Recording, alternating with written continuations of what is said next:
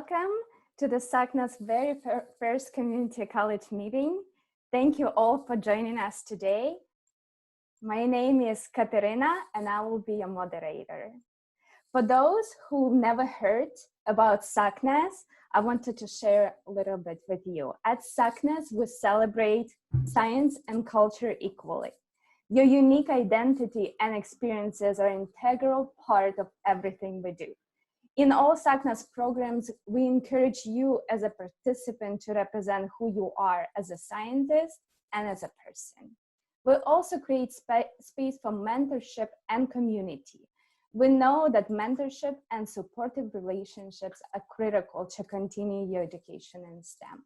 Thus, the goal for this meeting is to build and cultivate community network within SACNAS. We want to establish this platform for you to stay connected with one another and be supported by our extensive national network. Here at SACNAS, you are surrounded by people who want to engage and learn about you. They have been where you are now, and they want to help you to get to the next level. With that said, I would like to introduce our 4 community college professionals who will be leading this community meeting. Please welcome Maria Mercedes Franco, Yanet Garcia, Nicole Trager, and Sharon Rivera. They are all incredible SACNAS mentors who share something in common: passion to provide the best support for community college students. So before we get started, I wanted to let you know that in the first part of this meeting, you will be asked to participate. After that, I would kindly ask you to submit your questions in the chat box, and I will read them accordingly once we get to the Q&A section of this meeting. So I will let Dr. Franco talk about the norms for this meeting. Thank you. I want to thank you for inviting us, my colleagues from other community colleges and I, to be part of this important mission of SACNAS, which is reaching out to and building community with the students from community colleges in particular. So we're very happy to be here. Welcome to all the students to this first community meeting. And as Kateryna was saying, since we want to build community and we want this community to be tailored to you, your needs, your priorities. So we want to make sure that we have some norms in this community that make us all feel welcome, safe, and that will also guide how we interact with one another. So a norm that we as a group want for our own group could be anything, and it could be very simple. I'm just going to start with one, which I think you should always practice no matter where you are, whether it's a face-to-face community or a virtual community like the one we're building today. That norm is to have respect. Respect yourself and respect others. So like that, you can come up with other suggestions of what should be our norms for our community here with SACNAS. So I invite all of you to start sending suggestions either through the chat. I don't know if Kateryna can keep track of that, or you can just speak up and then give us your suggestions. We will need somebody to take notes, by the way, and I am prepared to do so, but just in case, if we have more than one note taker, that will be good. So I'm going to write my first norm, which is respect, and that means respect yourself and also respect others. Anybody wants to suggest norms for our group?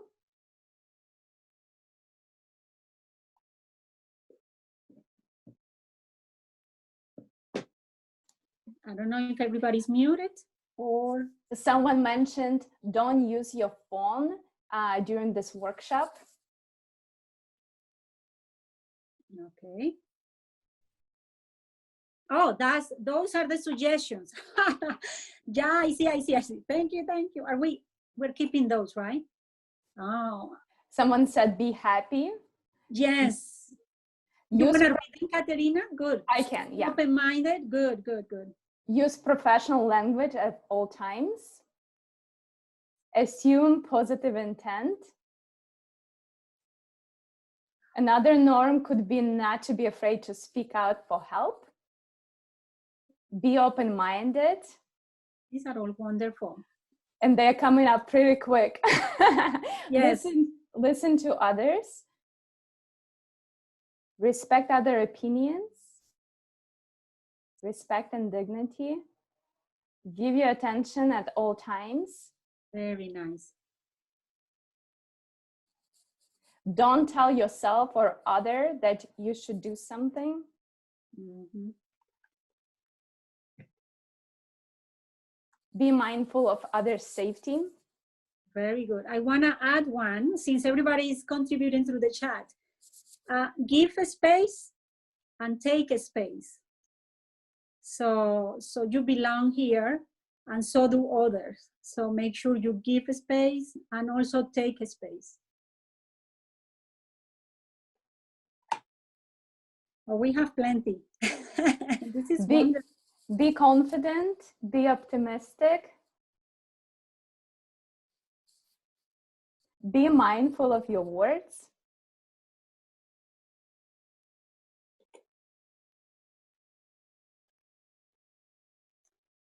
I just want to make sure we're able to keep all of these wonderful contributions.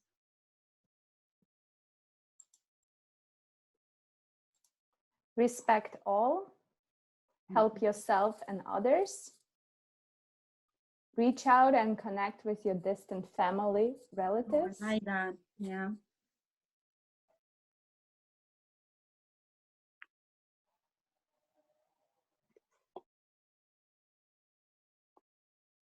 So usually when we're building community, you put together all those norms that were created by the members of that community, and then you keep them always at reach so that you can refer to them, you can be reminded, you can read them, reread them. You can also revisit them if you see the need to. I want to make sure we will have access to the chat. Do we need to save that information now? I'm not sure if it will be safe. We will have it. Okay. Okay. Good.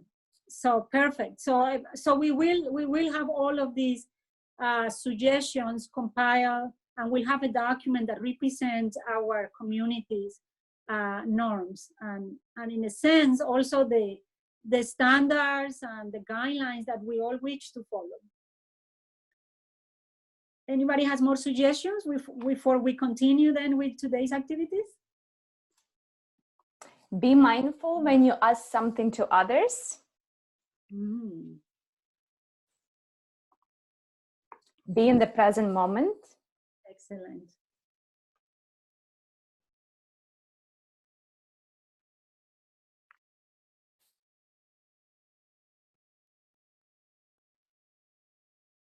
Thank you all for participating, by the way. These were wonderful. These are wonderful suggestions, and we will embrace them, and we will remind each other that we stand by those norms, and we will follow them, and we will honor them. Yeah, thank you, everyone.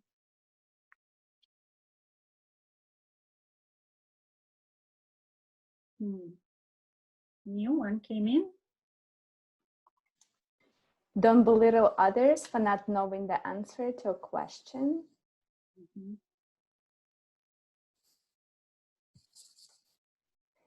Great, thank you. Thank you all for participating. So now Ms. Yanet Garcia would like to share tips on how her students stay motivated and excel their studies during a shelter-in-place order. Hi, everyone. Thank you, Kateryna, for first of all, reaching out to us to get this workshop created for all of our STEM students for our community colleges. And so again, my name is Yanet Garcia, and I'm the director of the STEM Grid program at Cypress College. Do I see any STEM scholars from Cypress? Raise your hand. Woohoo! Thanks for coming. So like Kateryna said, I'm gonna just really give you some encouragement and some practical tips of how to stay motivated during this time.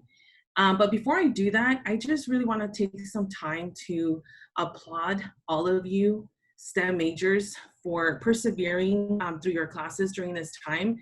And overall, it's hard for all of us, but being a STEM major and then taking these classes and then shifting, going through all these changes, my hat's off for all of you. And so I just really want to applaud you, let you know that I'm very proud of all of you for, you know, staying in the grind and doing the best that you can during this time. Also, I want to take time to address our fall 2020 transfers. Most of you have already received your admissions letters from the different universities. And I know during this time, it's your last semester, for many students, I think you can get a little lax. Students can get a little lax. I know most of you are in STEM programs with the Mesa programs and STEM squared. And so we obviously have requirements. And I think for a lot of students, it's very easy to say, well, you know what, it's my last semester, I'm already admitted. And there could be a tendency of, I don't have to really complete the requirements, I'm still transferring. But I just really want to remind all of you, you know, remember what you started. Initially, when you got admitted to these programs, most of you signed a contract. I'm in 100%. I'm going to finish my workshops. I'm going to finish my counseling appointment. And I just want to remind you all of that first semester when you enter these programs. And of course, we want for you to finish successfully. I personally want to give all of your STEM sashes, you know, and your pins and everything. We've seen you struggle throughout the years. And we've seen you fly high at the same time. So I just really want to encourage you to stick to it. For all of you students, this last semester, give it all you got, okay? And it is a character thing. It's gonna take you a long way. Finish what you started. Keep that in mind. It's gonna go with you everywhere you go. So now I'm going to go over some of the tips. And I think for some of you, these might sound a little basic, but I promise you, if you apply these, it's gonna go a long way for you. So the first one I wanna mention is really setting small daily goals. And it's gonna make a significant difference in your activity and productivity. Make a short list of manageable tasks to get through every single day. So whatever the priorities are for that day, just make sure you write those down, put them on your iPhone and your calendar, whatever that's good, that you use to help you. Set your schedule and stick to it. That could be as simple as getting dressed in the morning, you know, getting out of those PJs, scheduling when you're gonna work, scheduling a time when you're gonna study, when you're gonna relax. So all those things can help manage a healthy work-life balance. So we all know Netflix is available, 24/7 now? And for some of you and all of us, it could be like, okay, I'm gonna take a little break. And so a 15-minute break turns into, it could turn into what? A 3-hour or 4-hour break. So just keep that in mind. I know my friend has a timer that he purchased, and it really sets time for, okay, so 3 hours, I'm gonna go straight for 3 hours or 2.5 hours, sets a timer, goes off, and then goes on for a break, takes a walk. I know for me, my phone's what's been helping me stay on track. And just different things, right? That's whatever's gonna help you stay on track. Setting a clear workspace for yourself, wherever that's gonna be, if it's gonna be in your room or another room, making sure your room is clear, that it's not cluttered. That also definitely helps. Another one is making time to connect with your friends. So important during this time. I know for me personally, during the first 2.5 weeks of working from home, things started getting a little funky. I was like, what's going on? And I was feeling a lot of stress personally. And I was like, you know what? I haven't really called many people like I usually do. So that really helps. Being intentional about connecting with your friends during the week is very important. You know, make sure you plan some like happy hours on Fridays, Zoom happy hours, or evening virtual game nights on Saturdays. Helps. Another really important one is prioritizing your mental health. So important. Staying motivated can be near impossible when you're dealing with anxiety and stress. So what could help with some of that is moving a bit each day, take an online yoga class or Zumba, you know, eat balanced meals, making sure that you're drinking your water every single day, not staying up till 2 o'clock in the morning, maintaining a normal sleep schedule, and allowing time for, okay, TV and social media, that's fine, but also making sure that you're reducing the time that you spend listening to the pandemic news, because obviously that can add stress sometimes. If you're struggling and need to talk to someone, just know that the resources are out there. Obviously, we have our student health services at every community college. You have your counselor, you have coordinators, directors in these programs that you're in right now. Make sure that you make the most out of those opportunities, because obviously we're here for you. And just know, we all know that not every day is going to be highly effective. And you know what? That's okay. Give yourself some grace. No one has a normal life right now. And so when you hit those walls, just make sure that you prioritize like what you need to do to get through each day. And just know that this time shall pass. Staying motivated can be tricky. However, you can help make it easier for yourself by setting realistic schedules. And, you know, again, we are here for you. Keep doing your best, you know, stay in the grind, you know, finish successfully. And again, I give you all credit for, you know, sticking to finishing the semester strong. So those are my words of encouragement to you all, and I hope it helps. Thank you, Yanet, so much. And our amazing students were writing the suggestions, just started doing yoga, and they feel great now. Meditate, some advices from students as well. For students who might feel disconnected from their instructors, peers, and school in general, Dr. Rivera has some suggestions for you. Hi, everybody. My name is Dr. Sharon Rivera, and I am so beyond happy to be here connecting with you all and being in community. So thank you so much. I have a PhD in physical chemistry, so I went the traditional science route, and then realized that community college students are so my jam. And I love supporting students to transfer and to earn their bachelor's degree in the STEM discipline. I am the Math, Engineering, Science Achievement Program Director and a chemistry instructor at Tacoma Community College. And Tacoma is in Tacoma, Washington, and I have a fun picture of Mount Rainier behind me, which is actually the view we get from our building at work. So I decided to put that there for all of us. Let's see. I wanted to talk to you a little bit about communicating with your instructors and communicating with your peers to stay motivated, because staying connected with each other is one of the best ways that we can stay motivated, right? And I get to do that too. I get to make sure that I'm excited to go to work every day, which right now is just like this, on the computer, having office hours with students, recording videos to give lectures, connecting in our Mesa chat rooms, right? To make sure that students really feel that we're still there for them, because we are. So let's see, I want to second some of the things Yanet said about setting up your schedule. Super, super important. And also making time to connect with your friends. One of the most important things you can do is take care of you and yourself in this time. Then you're able to actually devote some of that energy to the schooling and the course content that you're trying to tackle online. So also, please communicate with your faculty. Ask for support when you need it. Don't wait. If you're reading something online and it's not making any sense, either reach out if you're using Canvas or Blackboard and post right away and say, I don't understand this module, this content, this concept.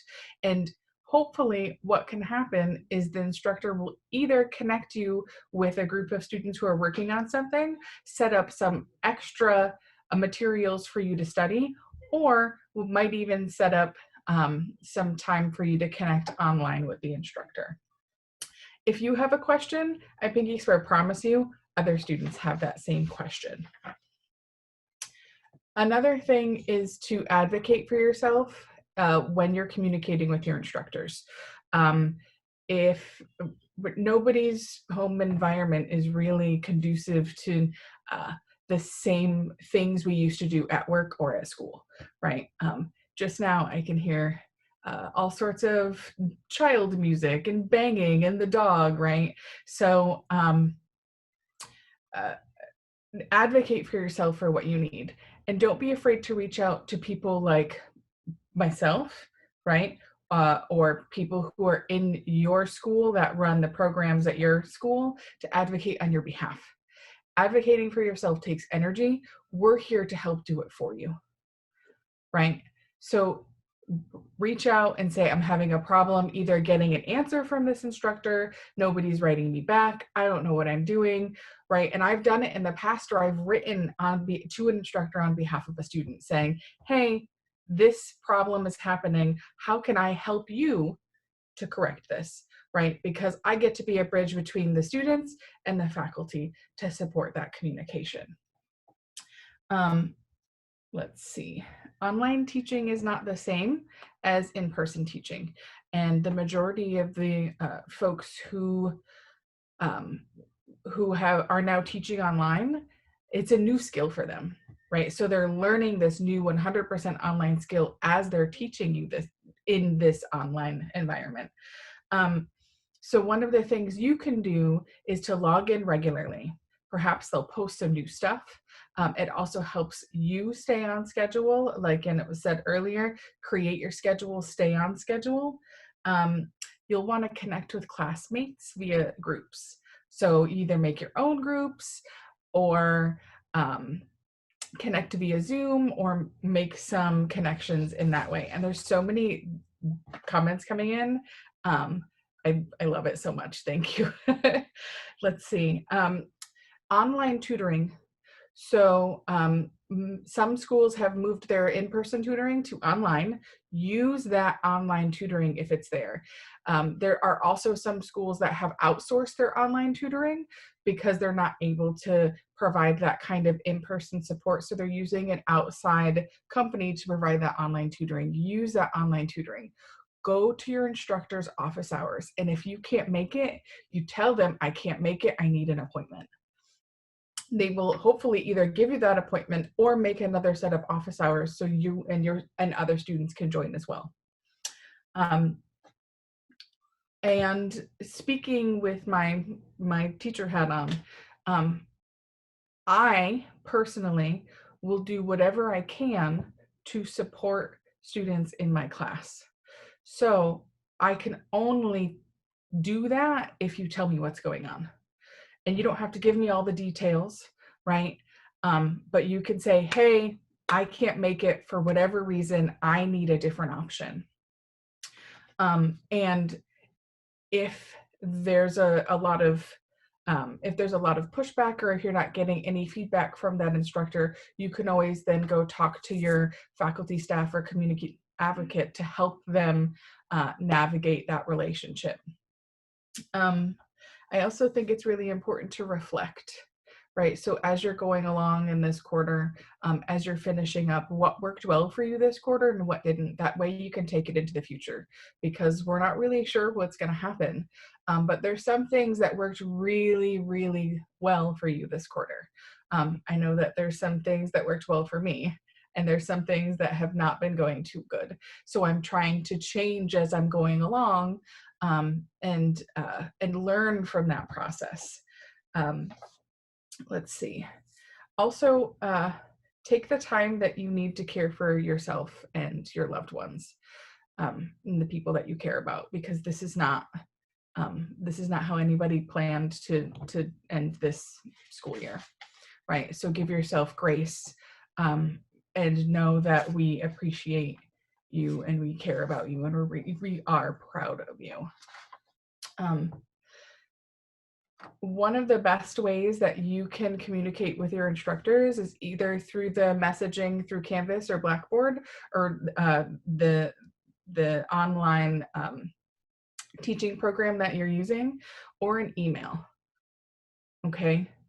And when you're writing to the instructor, you're going to want to make sure that you tell them who you are, right? So they want to know who you are and what class you're writing from, because they're probably teaching more than one class.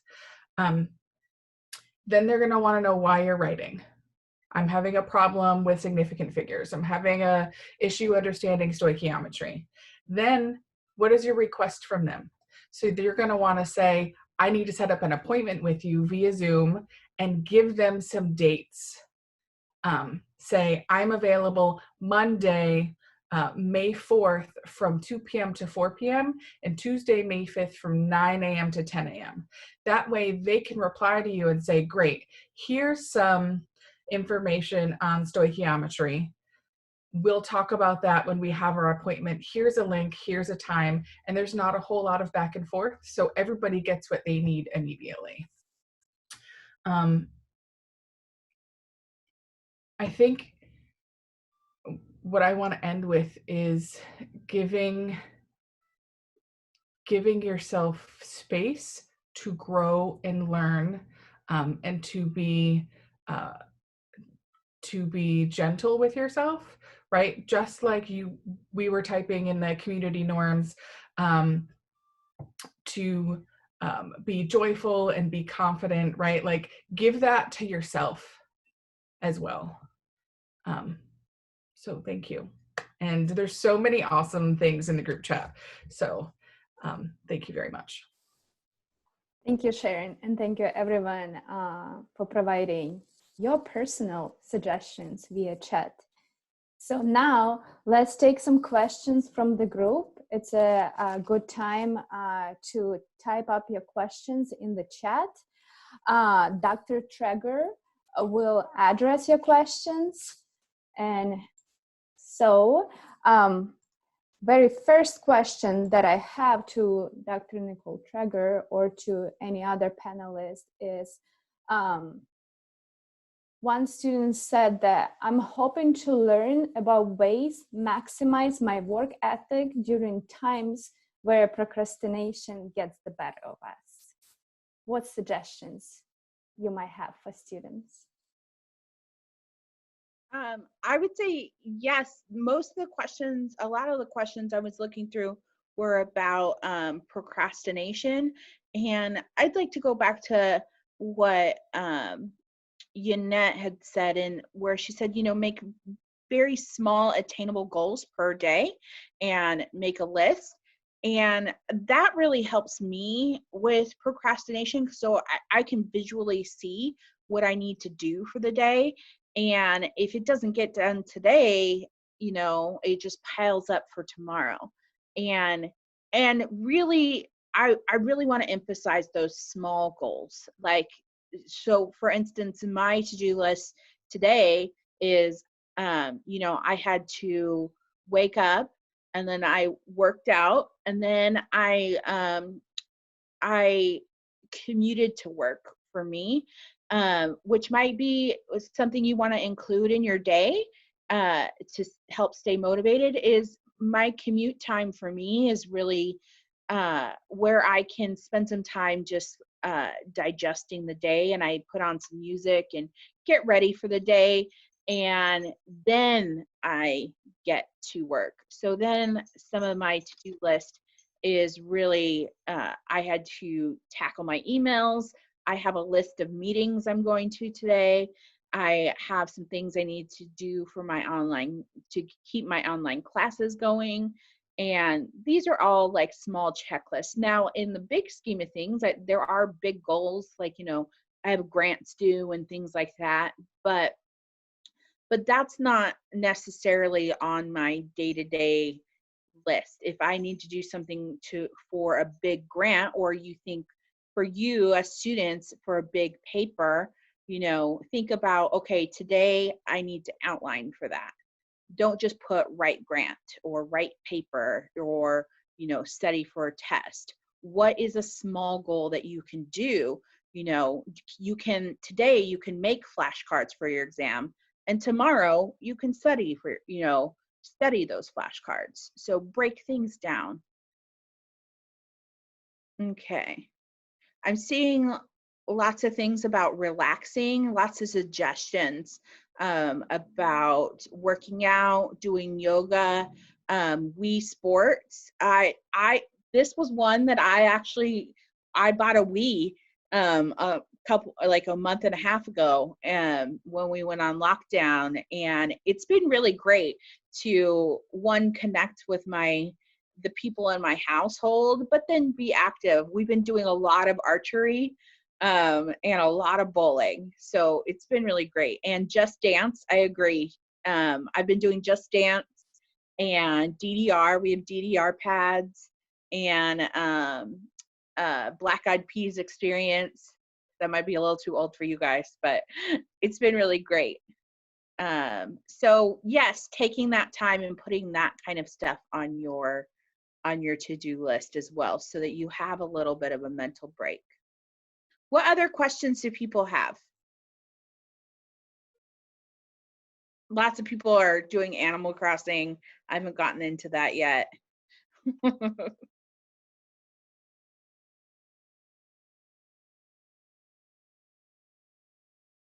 Yes. Okay. So one person said the hardest part is trying to do homework or work with children being so demanding. And I would say that's another thing that popped up in the questions for this webinar, was how, like, some study tips and some work tips in a noisy and insane home environment. Does anybody want to tackle that question?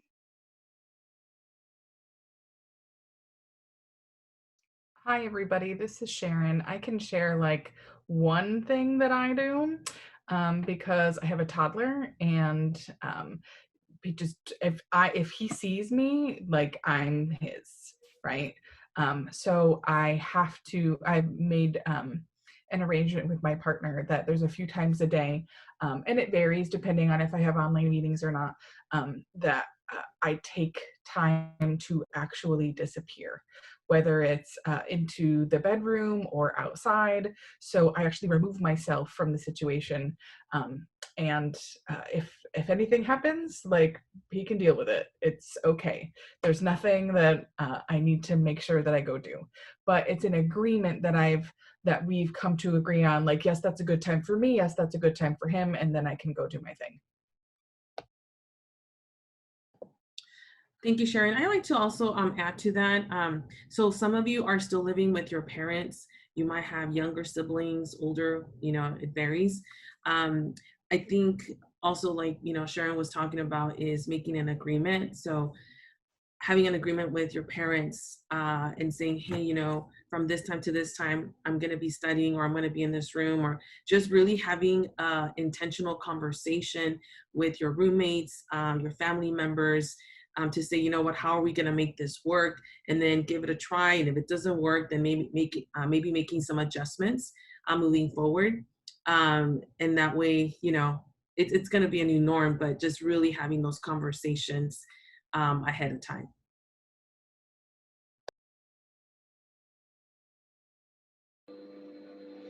I agree. That goes back to, I think, really being intentional in your schedule, and letting everybody know around you about schedule. I have dogs. Obviously, you can hear them now. So in between, my husband and I try and wrangle the noise in the household, because he's on meetings and I'm on meetings, and it does get to be a lot. But be compassionate with yourself in these times, and do what you can do. So yes, some of the other questions leads to similar things. A lot of distractions in the household, and how to handle distractions.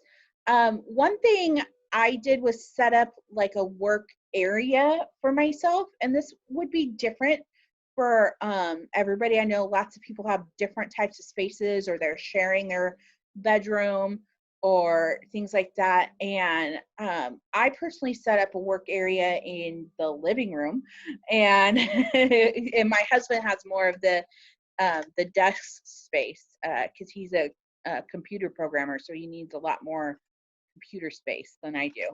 And what I did was I, just set up this little kind of lap desk in the living room, and I have my papers out. But when I'm done, all of that goes away. So really being intentional about your space, whether it's in your bedroom or it's in your kitchen table or something like that, when you're done, you need to leave your workspace behind. So if it's just your desk in your bedroom, it's really good to close things down and then go do something else.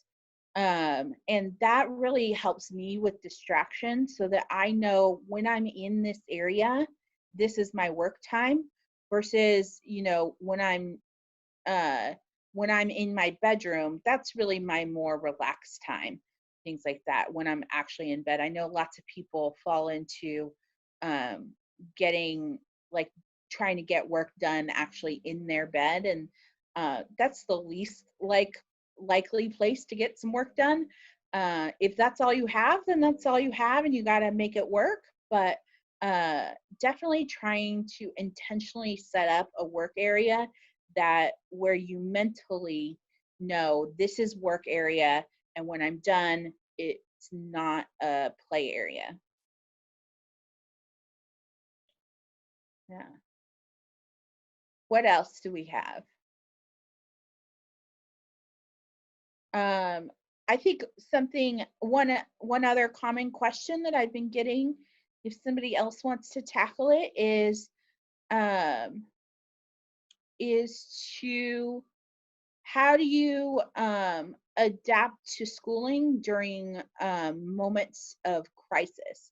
So obviously we are in a pandemic, but there might be other times that this would come up, other moments of crisis. We have lots of fires in California. There's lots of other things that can come up that would affect schooling. Does anybody have any good advice on schooling during moments of crisis and anxiety?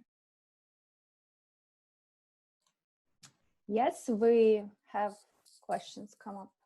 Depression, anxiety.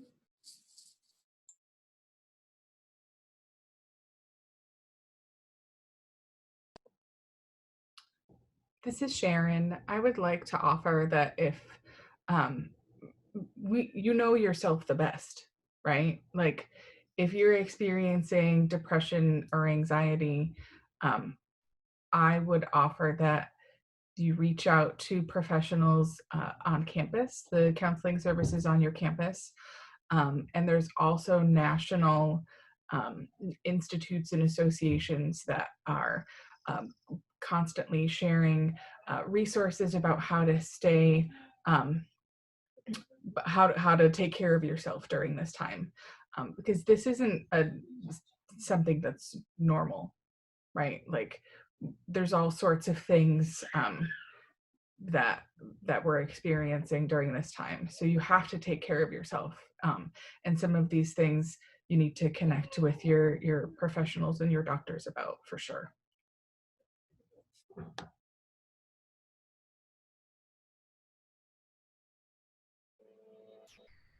I agree. And I think some of those other, taking time for yourself during the day, not too much time, but yes, definitely. I too was feeling, anxious and unsettled in the beginning, and it's gotten a little bit better as I've added more of a schedule to my day, where it feels slightly more normal. I get up and get a workout in, get my commute time in, and then have a full work day that then leads into dinner and a little bit of relaxing or a walk around the neighborhood, and then we get up and do it again. So it's intentional so that I know what to expect from the day.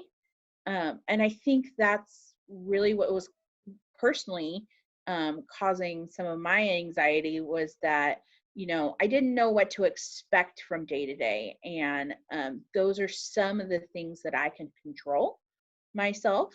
You know, what comes out in the news and things like that, those aren't things that I can control, but I can at least control my expectations of myself and my home environment a little bit. Thank you for sharing, Nicole. I also like to share for anyone who's asked about, you know, coping with depression specifically during this time, because obviously we're very restricted at this moment. Obviously, you know, on top of what Sharon had shared was, you know, definitely maybe like being more intentional about exercising, engaging in service. So that could be, you know, calling or doing a FaceTime, an elderly person or relative, deliver groceries to an elderly, a relative or a neighbor, play online games, write a thank you note to healthcare workers, you know, write a postcard, drop off extra food or supplies to a local food pantry, read a book for 30 minutes, call or video chat with a friend. So basically just keeping yourself outwardly focused. And that's some of the things that I was reading right now about some ways to handle that and monitor. Yeah, those are great suggestions. I'm seeing some a few comments that I want to address. One is about, you know, professors are doing things at odd hours, like posting assignments or sending out communications. I mean, I would like to give them the benefit of the doubt that they're probably dealing with a lot of home life too. You know, they probably have kids. They might be homeschooling their kids now and working, and at, you know, midnight, 2 a.m. might be the time when their household is quiet enough for them to focus on their class and get some communications out. So, you know, be compassionate with your professors too. They're also going through very similar things, you know, and our lives have been compounded into lots more things during the day and than before. It's a little bit slightly easier now for me, now that I have a schedule and things like that. But in the beginning, I was working more like 16 hours a day as opposed to my normal 8 hours a day, and just to get everything online and get things out to students that really needed it, and try to put out little mini student fires. You know, some students you know, didn't have access to laptops and internet, and just trying really hard to communicate like that. And so yes, they are going to have odd hours just like you are, and just, you know, definitely keep communication open with them. And then I think I was seeing some things about transfer, you know, about this anxiety around transfer this semester, and how to, in the fall, be engaged with new professors and new friends, and just stay on track when it is, you know, it's unlikely that we're all going to go back to school in a normal way.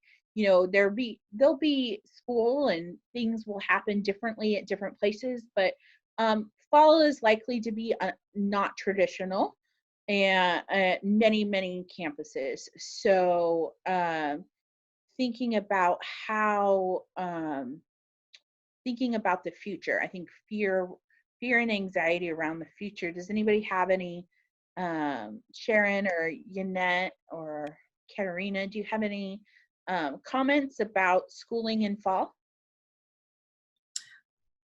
You know, I think obviously we're all going in this together, and I am noticing that a lot of activities that we would normally do in person are actually being done via Zoom.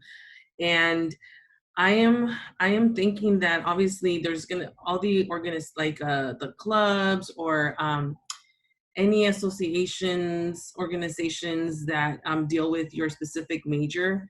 I'm thinking it's gonna go all online. So Zoom, I think it's gonna be it. And I think you're just at this point, students, you're gonna have to be really intentional about making those connections. It's gonna be harder, there's no doubt about it. In person, it's so much easier. But this just means you're gonna have to be very, very intentional. You know, office hours with your professor.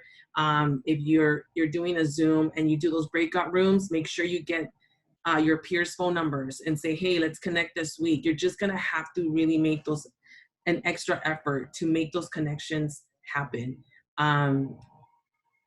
It's gonna really be up to you. It's gonna, you know, this is something I always say at orientation. You're gonna get out of the program what you put into it. It's gonna be the same thing now. It's just gonna take a little bit more effort on your part. And you know, whatever it is that you can get involved in, even if obviously the only option right now is online, do it. Give it a try, you know, you have nothing to lose. I don't know if anyone else wants to add to that. This is Sharon. Let me just say one or two things to follow up on that, because yeah, it's, yeah, that's right. It's all you. So I teach at a quarter school, which means when we started the stay-at-home order, it was a whole new set of classes, right? So instead of having 2 semesters, there's 3 quarters. So we are in the middle of a whole new set of classes, and students had to start with a brand new instructor and a brand new class. And in my experience, what's worked really well is when students have right away in that first week of class sent me an email that said, you know, this is who I am, this is why I'm going to school, this is what I want to do. I'm intimidated about how to do this online, right? Like, and I said, okay, cool. And I made a whole list of tips and tricks and put it on their online work page, right? But if nobody told me, I might not have put so much stuff there. But I got a couple students who wrote to me, and we've been exchanging emails ever since, right? How's this working? How's that working, right? So I know that those students are interested in engaging in that kind of interaction. So it worked out really well. And I saw something in the group chat. Someone asked about how would online lab heavy classes work, like organic chemistry. So a couple things can happen, right? One of those is that we're a stay-at-home order again, so nobody gets to go to school for any reason. And that's where we are right now. We've done all our labs online. So we've had all virtual labs. It's usually an institution decision how they're going to handle that. Another thing could happen, and it could be mostly like a hybrid version, right? So your lecture would be online, but maybe you would go in small groups once a week to do a lab, right? So there's lots of different things could happen, and it's all institutional dependent. It depends on the leadership at the institution. It depends on the faculty at the institution, and resources and funding and so on and so forth. But again, write those emails to your instructors. Just stay connected, right? Like, with students, you would usually talk to your instructors at the end of class, like, this assignment was hard, this was great, I loved this, I didn't like this. Do that via online. Yeah, I agree. It is not going to be a traditional fall for our labs and things like that. Some may have total online, Our campus is talking about hybrid, so only a small amount of the class would be able to go in each week and perform a lab. So it's likely that kind of schedule, you'd only be able to complete 4 to 6 labs in person anyway because of the offset schedule. Some of the other things that are being discussed is getting kits out to students in a like where they would come pick them up, and they'd be placed in their trunk of their car or something, and then you can perform labs at home. Simple labs, probably not organic chemistry labs, but maybe GChem labs. So there's definitely some things being discussed all across the country on how to handle that. And I would just for now be expecting that most campuses in fall are likely to have a large online component, and then maybe possibly some in-person component in very small groups. Yeah. Let's see. We have some questions about lack of motivation even to email and stay in contact with teachers and other people. What do you say about staying in contact and even, if I'm barely even able to get some of my work done, how do I stay in contact with my professors as well?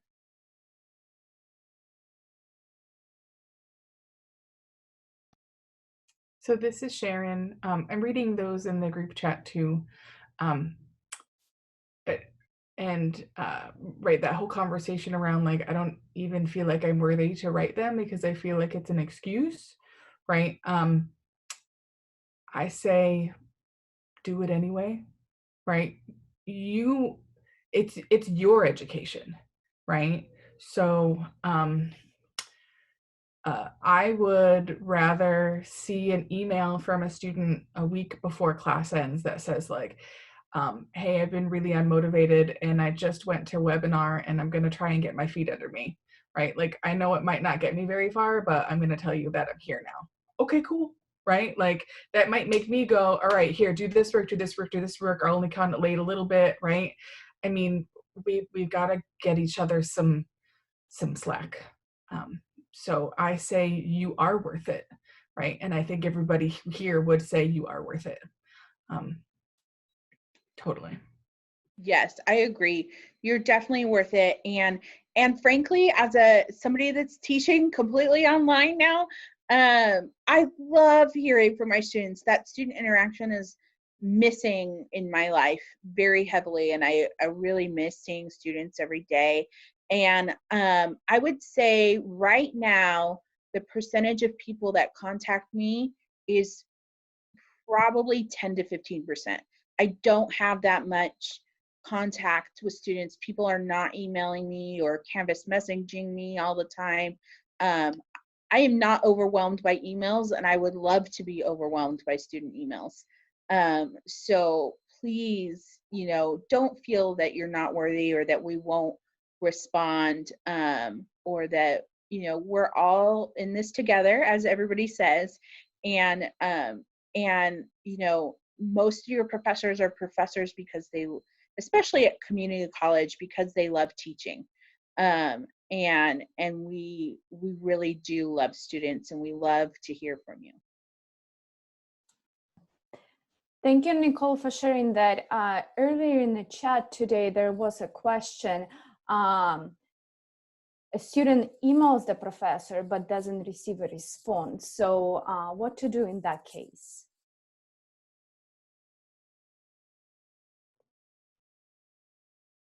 Anybody? Go ahead, Nicole. Go ahead, Nicole. Go ahead, Yanet. I feel like I've been talking. You go. Okay, so you know, I think we've all been there where students email, and obviously we have tons of emails, right? And there's times where I don't get to them all in one day. So I do appreciate those students who are very forward and they say, hey, Yanet, did you get my email from, oh gosh, thank you so much for reminding me, you know, please know we're not doing it on purpose. For professors or coordinators or directors, whoever's in, you know, coordinating a program and you're trying to reach them, I would just do another follow-up. I mean, it doesn't hurt. If you're emailing the professor 3 times and you don't hear from them, then I think there's something going on. But you send an email, do a follow-up email. You know, Dr. Smith or, you know, Rodriguez, I emailed you the other day, just want to check up on you to see if you got it. Sometimes people miss emails, so just make sure you follow up. And so for my other colleagues, if it gets to a 3rd time and the professor doesn't answer, do you have any suggestions on how the student can go about that?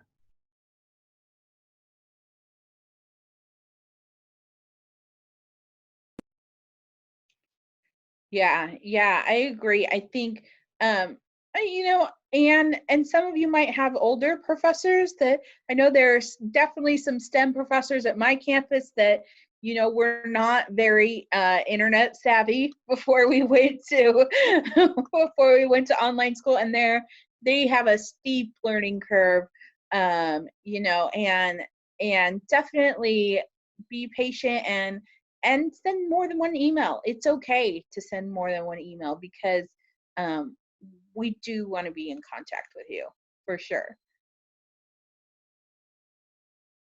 Yeah, I would. Yeah, I see the comments about like if they don't get back to you in a few days, that's always my thing. You know, and it works for us too as professionals. You know, the people higher up than us get peppered with emails and our emails get lost, and I don't hesitate and send another email or 2 emails and say, hey, did you get this? And they're very nice about, you know, emailing back. And so don't be afraid of the multiple emails in this time and in future, you know, when things return. You know, definitely you know, it's a portion of advocating for yourself. Thank you, Nicole. Thank you all, Yanet, Sharon, Mercedes, and all of you participants. It has been incredible. Our first community college meeting. We are so excited to finally have it. We're going to have more meetings coming up soon. I also wanted to mention that we recently hosted our Community College Insights to Success panel. So I definitely recommend to you go on YouTube and check out 3 previously community college students who are currently in PhD programs who share their personal stories. It's truly inspirational, and I recommend you to watch it. If you have any additional questions that we couldn't get to or would like to connect with our panelists or one another after this meeting, we invite you to continue the discussion in our online community college network. Follow the link on the screen. If you don't have SACNAS membership, you can sign up for free at the membership.sacnas.org. I hope to see you there. This concludes our first meeting, and I look forward to seeing you next time. And have a wonderful day, everyone. Thank you for participating.